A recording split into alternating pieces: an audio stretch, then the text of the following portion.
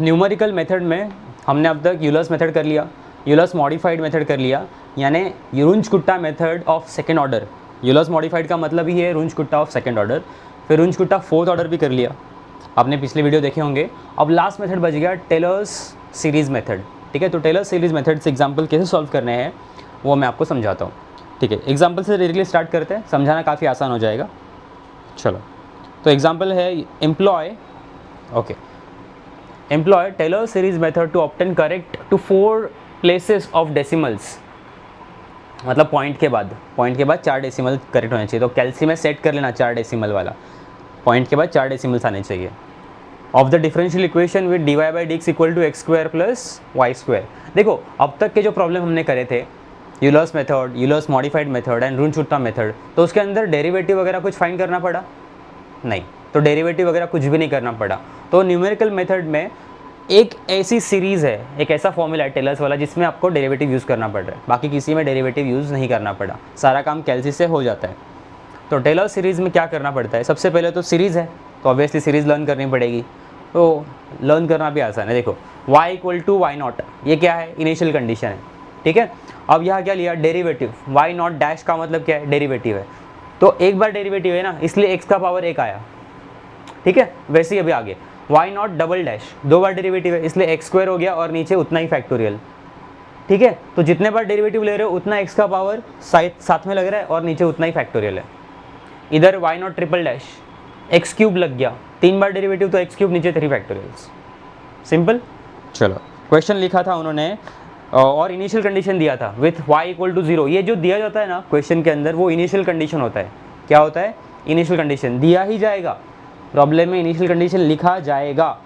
ठीक है, तो y equal to 0 and x equal to 0 for x equal to 0.4। ठीक है, हमें कहाँ तक जाना है, 0.4 तक जाना है। ठीक है, अब y डैश क्यों लिखा, बिकॉज डेरिवेटिव को डैश लिखते हैं ना, तो ये जो dy बाई डी एक्स है वो क्या है, y डैश है। ठीक है, फिर उसके बाद क्या करना है, डेरिवेटिव। देखो ना, यहाँ डेरिवेटिव है ना, सीरीज़ में क्या रिक्वायरमेंट है, सीरीज़ की रिक्वायरमेंट क्या है, डेरिवेटिव है, तो आप डेरिवेटिव निकालोगे ना, ऑब्वियसली निकालोगे। फिर यहाँ डेरिवेटिव निकाला।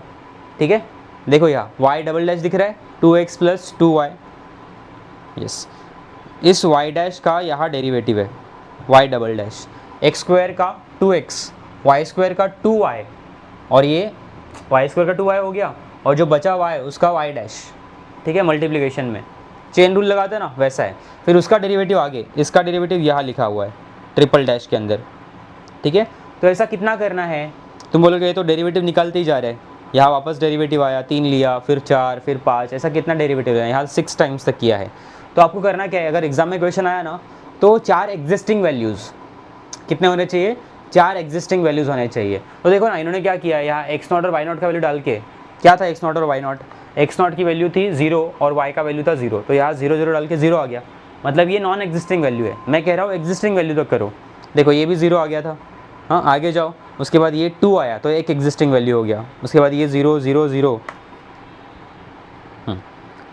यहाँ देखो आगे कितना आया, ये 8 टाइम्स कर दिया उन्होंने डेरिवेटिव, तो ये 416 आया। तो 4 एग्जिस्टिंग वैल्यू आपको करना है, 1 1 2, यहाँ 2 ही दिखाया इन्होंने, एग्जाम में अगर आता है तो आपको 4 एग्जिस्टिंग वैल्यू दिखाना होगा।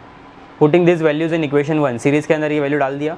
ठीक है, सीरीज़ में डालने के बाद क्या किया उन्होंने, x इक्वल टू क्या बोला था, 0.4 कहा था ना, तो x इक्वल टू 0.4 कहा था, इसीलिए मैंने उधर उस सीरीज़ के अंदर x का वैल्यू क्या डाला है अभी, तो उस सीरीज़ के अंदर मैंने x की वैल्यू डाल दी 0.4, देखा। अब इसके अंदर, इस x के अंदर 0.4 कैल्शियम में डालोगे, जो भी आंसर होगा वो आपका फाइनल आंसर होगा। तो इस तरह से आपको टेलर सीरीज़ के प्रॉब्लम को अप्रोच करना है। सीरीज़ समझ में आई, सीरीज़ कैसी है, वाई नॉट लिखना है पहले, y इक्वल टू, देखो y is equal to y not plus x y not dash. ठीक है, ये वाई नॉट क्या है, ये इनिशियल कंडीशन है। ठीक है ना, सीरीज़ याद रखना आसान है। ठीक है, ऐसे कुछ एग्जांपल्स प्रैक्टिस करो, और भी एग्जांपल्स हम टेलर सीरीज़ के ऊपर सॉल्व करेंगे। ये तो फर्स्ट वीडियो था, इसीलिए मैंने बेसिक आपको इसका फॉर्मूला समझा दिया कि फॉर्मूला अप्लाई कैसे करना है एग्जाम्पल में। ठीक है, और भी एग्जांपल्स करेंगे, let me know in the comment section below and subscribe to the channel for more updates. Okay, चलो सी यू।